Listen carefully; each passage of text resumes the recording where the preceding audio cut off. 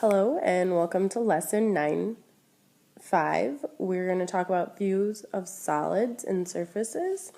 We're going to talk about how to draw a 3D image in a two-dimensional world, talking about the different surfaces. When drawing three-dimensional objects in a two-dimensional world, we're going to talk about the different views. Views are diagrams where two-dimensional pictures represent three-dimensional objects. The views can be from any of the 6 different points. They're not always. Some sides will be the same. So those different views are front, back, right, left, top, and bottom. If you want to think of an example of this would be like a blueprint. You have the view of the front of the house, the back of the house, and the sides, and then you also have the floor plan looking from the top down. So here's an example. We're going to draw, for this shape shown here, we're going to draw the front, the side, and the top view. So for our front view, we can see those 3 blocks on the bottom. So we'll have 3 blocks. And if we look up, if we would look at just that side, we would have a triangle. Going from the second block all the way over and down. So this is what the front would look like. Because we have those 3 blocks there, and then we have this triangle. That's all we would be seeing if we would view purely from this side of the shape. Now the side. This specifically would be the left side. Now looking at it, we can see our 2 blocks on the bottom. And then we know there's that triangle shape there. But the triangle comes up, has a side of a block. So looking at that, we have those 2 blocks and then our block here. If we purely look from the left side, we won't see any of this part because it would be a flat surface. Finally, our top view of this shape. So if we look down from it, we're going to see on the right hand, there's going to be those 3 blocks. And then we have our top block there, along with what's going to look like a long rectangle.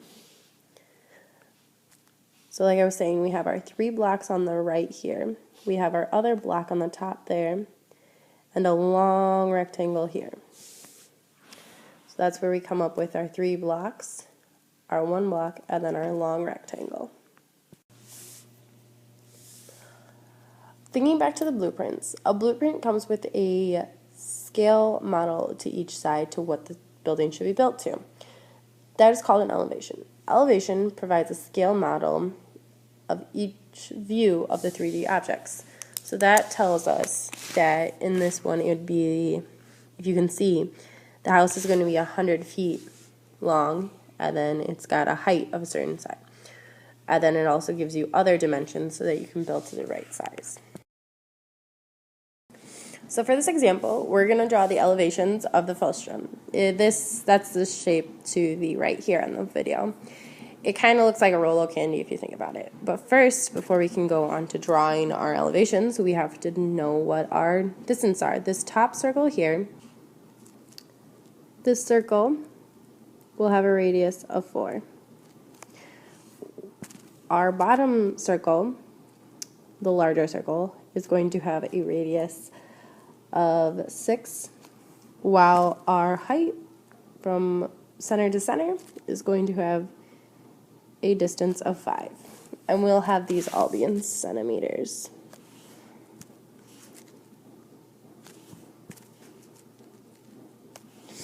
So let's first draw the top view.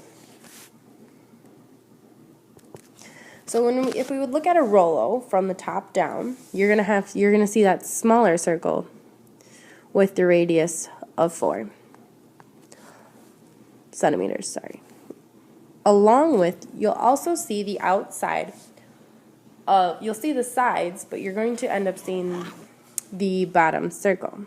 So that bottom circle has the same center as the top circle and has a radius of 6 centimeters.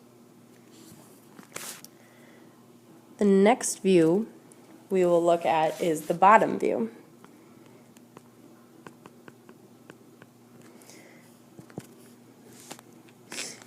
The bottom, if we would flip the Rollo over, or the Forsstrom over, all we would see is our bottom circle with the radius of 6 centimeters. The 6 centimeters would cover up the rest of Forsstrom, so we will no longer see any of it. Finally, we're going to look at a side view. The side view could be the left, the right, the front, the back, but all of them will end up having the same view and elevation. So we know that looking at it from the side, you'll end up having the top, which has a radius of 4, which means the total distance from one end to the next will be 8, the diameter. While the bottom is going to have, the bottom will have a distance of 12, since the radius is 6, the diameter is going to be, the diameter of the circle is 12, thus making the distance 12. Finally, we have our height of 5 centimeters, which you won't need to draw this line, but we know that our height here is 5 centimeters, and we'll have our two sides coming down.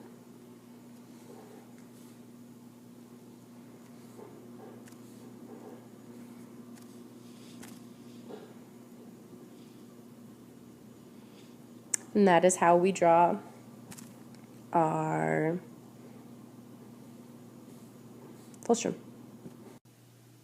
Tomorrow for class, be ready to work on your homework and bring any questions you have.